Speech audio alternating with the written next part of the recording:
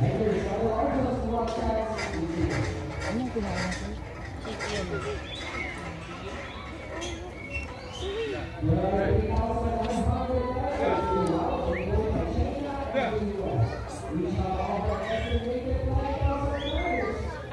Busog na siya.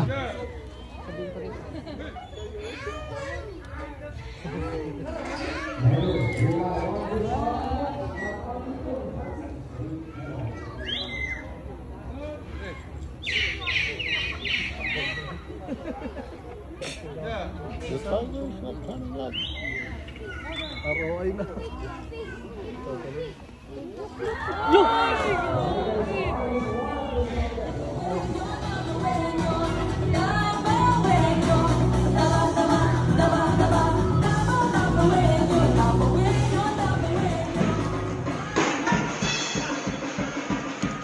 Mabuhay Manila! Welcome to Davao Crocodile Park and Zoo, working with nature for a better future. We are the Tribo Kamindanawan Cultural Dance Troupe, a village showcasing Mindanaoan culture. And this time, you will witness a glimpse of indigenous dances of Mindanao.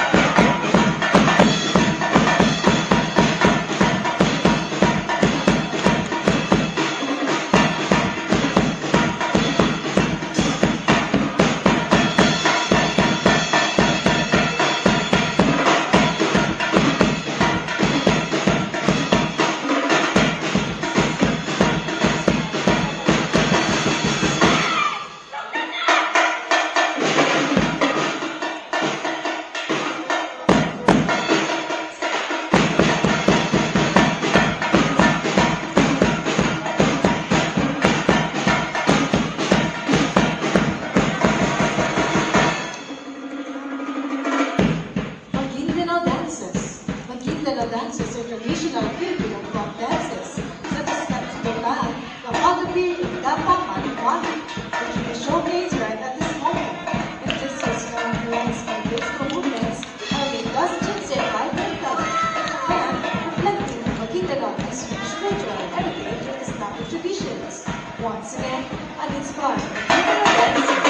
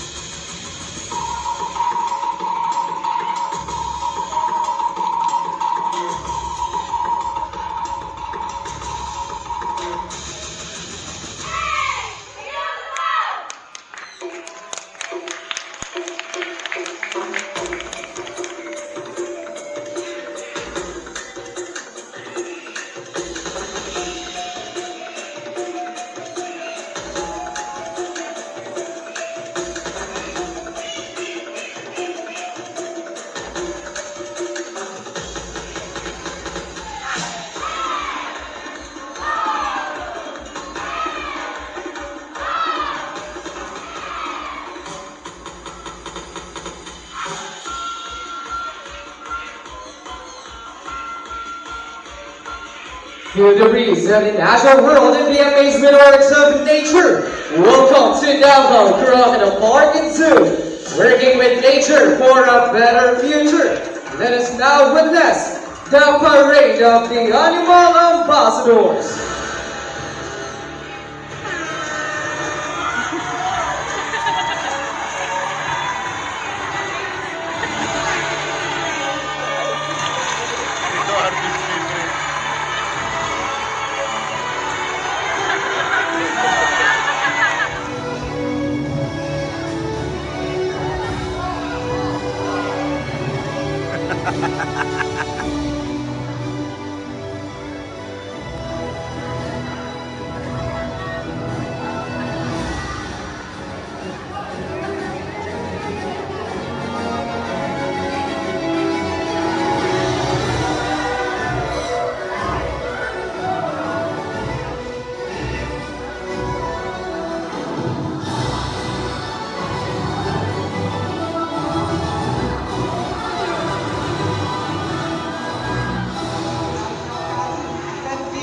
Si Kuya Michael sa ating left side boy. At ayan nga.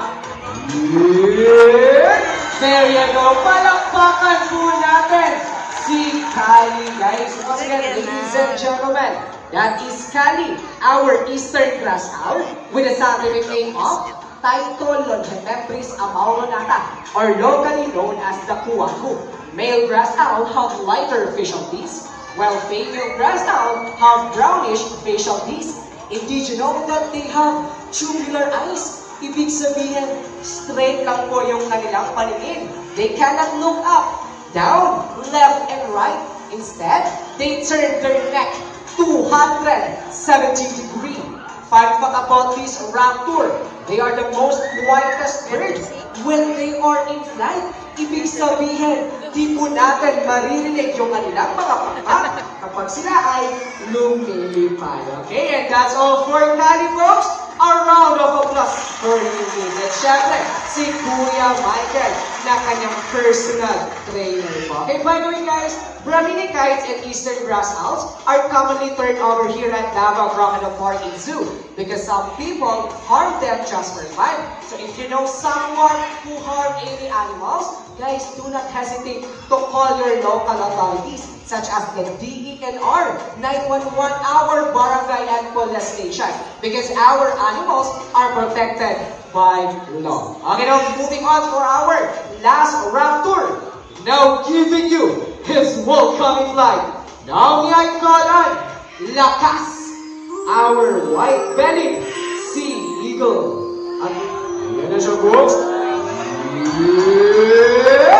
There you go. Palakpakan po natin si Lakas, guys. At mukhang may pag-previewing tayo ngayon kay Lakas. Ayan sa mga bisita natin na naglabas ng phone.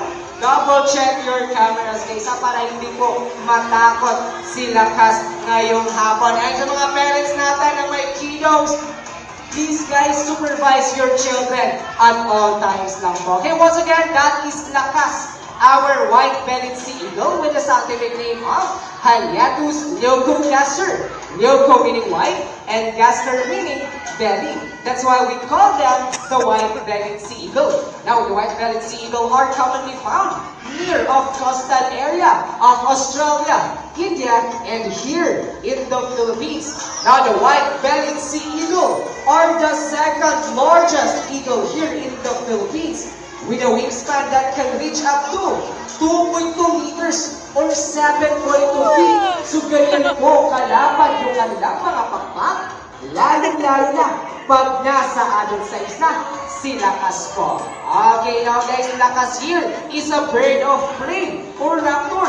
Raptor came from the Latin word rapire, meaning to seize or to drag away. As you notice po, Kuya Dexter natin wearing protective glove because most raptors have sharp and powerful talons. Okay, now guys, in the Philippines, we have 51 species of raptors. Here in Davao Crocodile Park and Zoo, we have 4 species of raptors, namely the Brahminian kite, yung white-bellied sea eagle, the Philippine serpent eagle, and syempre yung eastern grass owl.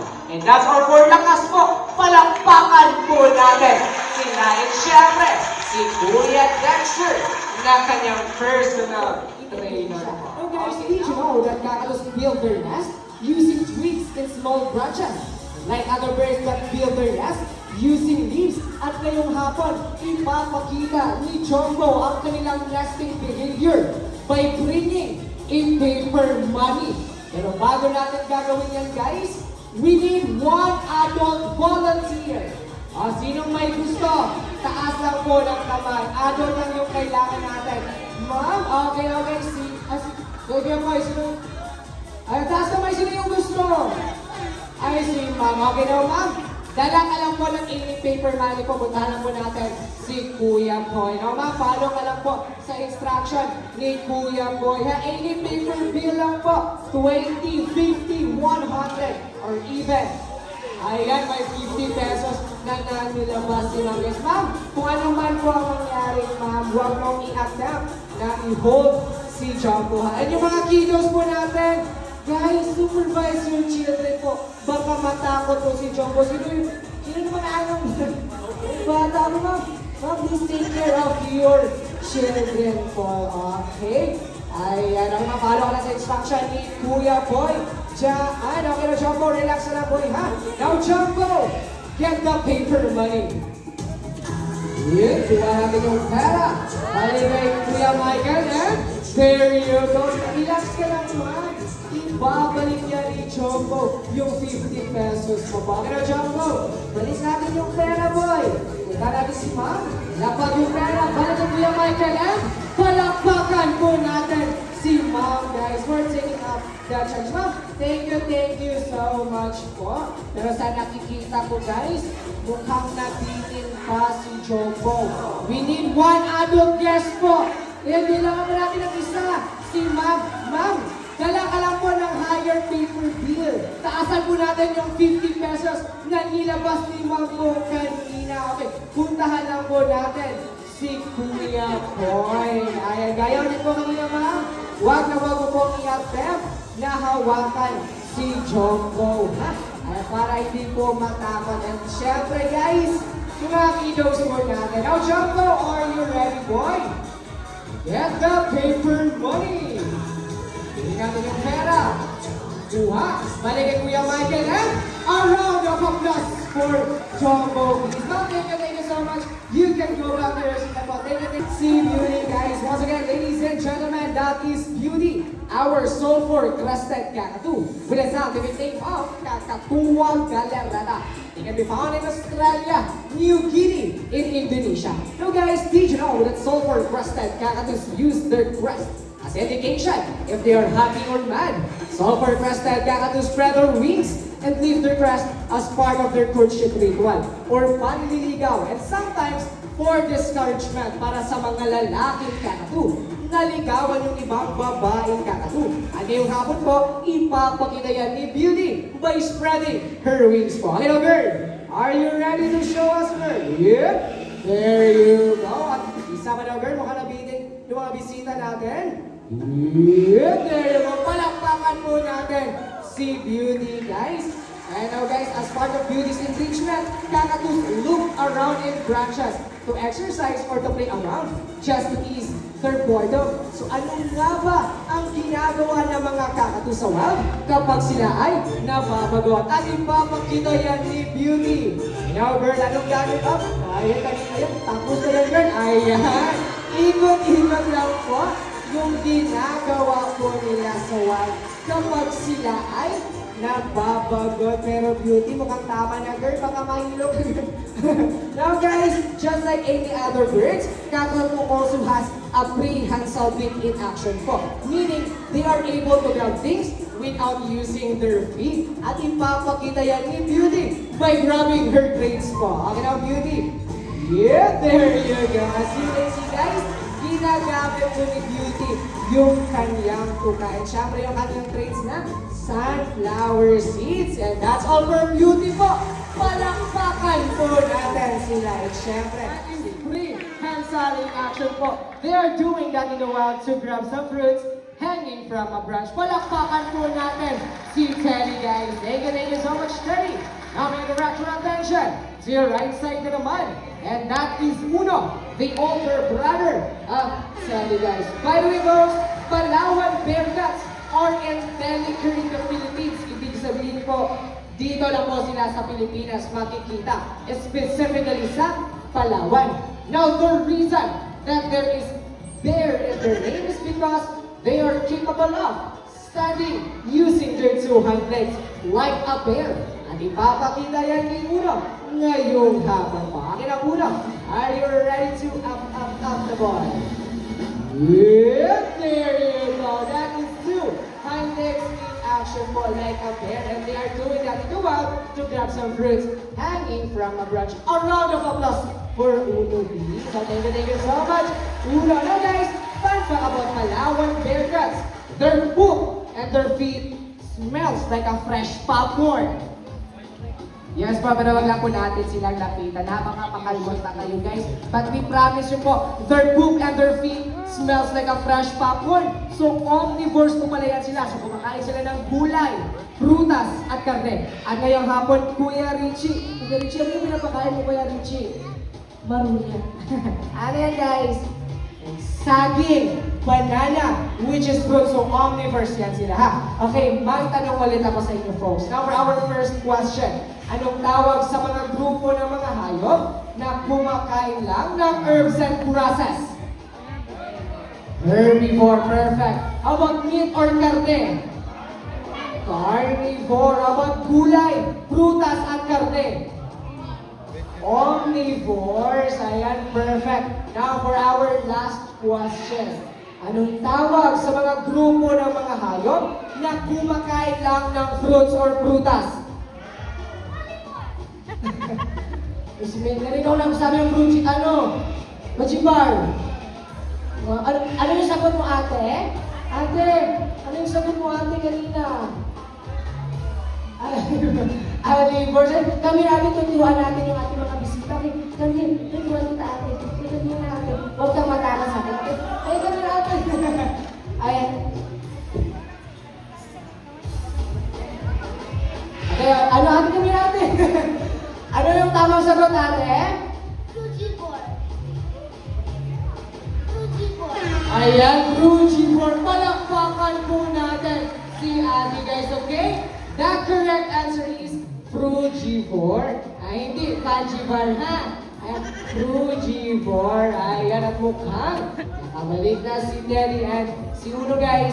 Pauwi na rin yan, okay? Folks, by the way, guys, ang Joshua ay Uno Karayaw. Naghandi yung salamat sa inyong ano. O, di ba po, at